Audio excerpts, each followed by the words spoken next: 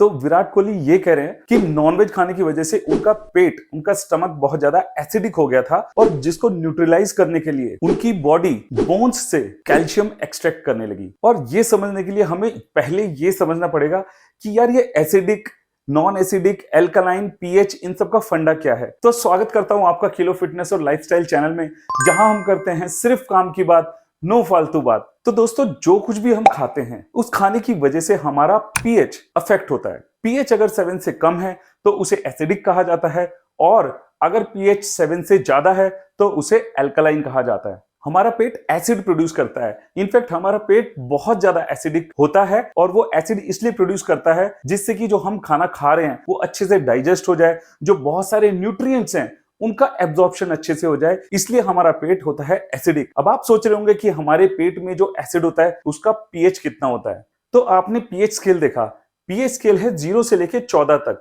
जिसमें कि 0 highly acidic है और 14 हाईली एल्कलाइन है। तो यहां पर मैं आपको बता दूं कि जो गाड़ियों में बैटरी होती है उसके अंदर जो एसिड होता है उसका पीएच होता है 0, और वो बहुत स्ट्रॉन्ग एसिड होता है। और आपको ये जानकर हैरानी होगी कि हमारे पेट में जो एसिड होता है उसका पीएच 1 से लेकर के 2 तक के बीच में होता है। यानी कि हमारे पेट में जो एसिड्स हैं वो बहुत हाईली एसिडिक होते हैं, इतने एसिडिक कि उससे कोई भी मेटल या फिर हड्डियां तक वो गला सकता है, मेल्ट कर सकता है। तो यहां तक ये बात क्लियर होगी कि हमारे पेट में जो एसिड होता है वो मीट से लेकर के सब्जी, सलाद, कुछ भी हम खा रहे हैं उसको पचाने के लिए बहुत ज्यादा जरूरी होता है। और जो हमारे पेट में एसिड होता है उसमें मेनली 3 एसिड्स होते हैं: hydrochloric acid HCl, potassium chloride KCl, sodium chloride NaCl। तो अब आप ये सोच रहे होंगे कि इतना हाईली एसिडिक अगर हमारा पेट होता है तो वो हमारे ऑर्गन्स को डैमेज क्यों नहीं करता। अगर वो मेटल तक को पिघला सकता है तो फिर हम जिंदा कैसे हैं। तो हमारे शरीर की जो संरचना है, जो बनावट है, वो बहुत ही एक स्पेशल तरीके से करी गई है। हमारे पेट में एक मेम्ब्रेन होती है जिसका नाम है म्यूकस मेम्ब्रेन,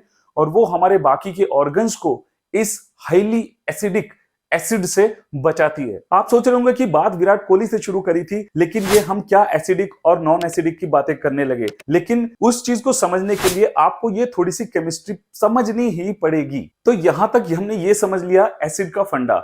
अब बात ये आ जाती है कि क्या नॉन वेजिटेरियन फूड खाने से हमारे पेट का एसिड बढ़ता है, क्योंकि तभी तो विराट कोहली ने नॉन वेज खाना छोड़ा। तो भाई, इस बात के ऊपर एक नहीं बहुत सारी रिसर्चेस करी गई, और उन रिसर्चेस के जो आउटकम है वो बहुत मिले जुले हैं। लेकिन ज्यादातर रिसर्चेस इस बात पर पॉइंट आउट करती हैं कि अगर हम नॉन वेजिटेरियन फूड ज्यादा खाते हैं एज कंपेयर टू फ्रूट्स या वेजिटेबल्स, तो जो नेट एसिड लोड है हमारे पेट का वो इंक्रीज होता है, वो बढ़ जाता है। और इस एसिड अक्यूमुलेशन को न्यूट्रलाइज करने के लिए हमारी बॉडी में बहुत सारे बफर्स होते हैं, और इनमें से एक बफर ये है कि हमारी बॉडी में एल्कलाइन सॉल्ट्स ऑफ कैल्शियम होते हैं, जो कि एनिमल्स और ह्यूमन बॉडी में बोन्स में पाए जाते हैं। तो ये जो एल्कलाइन सॉल्ट होते हैं एनिमल्स और ह्यूमन की बोन में, यही अगर जब नॉन वेजिटेरियन फूड खाने से हाई एसिड बढ़ जाता है तो उसको न्यूट्रलाइज करता है। यानी कि हमारी बॉडी नेचुरली बोन्स से वो एल्कलाइन सॉल्ट्स को निकालती है और उस एसिड को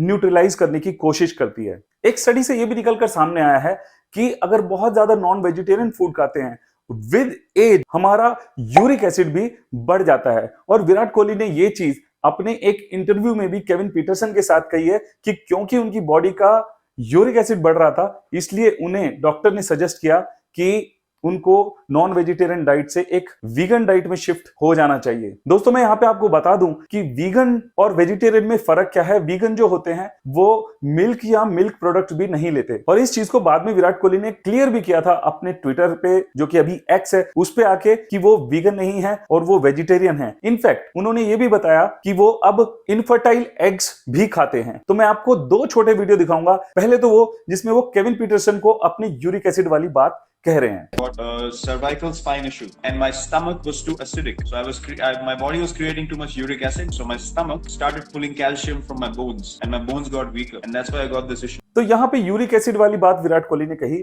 और जो दूसरा पॉइंट है उसमें जो मैं बताना चाहता हूं कि वो एग्स भी खाते हैं, वो कंप्लीटली वेजिटेरियन नहीं है।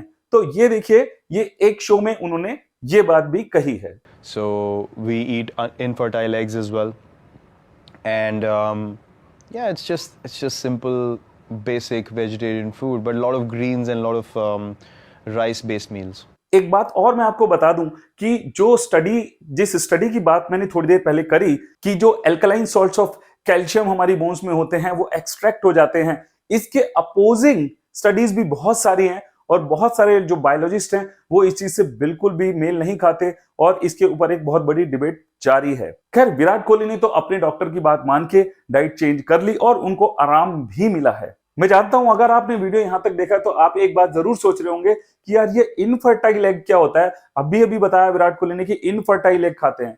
तो भैया इनफर्टाइल एग वो होते हैं, देखिए मुर्गी जो है, मुर्गी का काम तो अंडा देना होता ही है, चाहे वो एक मेल मुर्गे के साथ मीटिंग हुई हो या ना हुई हो। तो सिंपल एक लाइन में अगर मैं बताऊं तो इनफर्टाइल एग्स वो होते हैं जो मुर्गी ही देती है लेकिन बिना मुर्गे के साथ मीटिंग किए हुए। तो दोस्तों, कैसा लगा आपको वीडियो?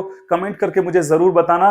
मुझे रहेगा आपके कमेंट का इंतजार और आप ये भी बताना कि अगला वीडियो मैं किस टॉपिक पे बनाऊं। तब तक के लिए जय हिंद।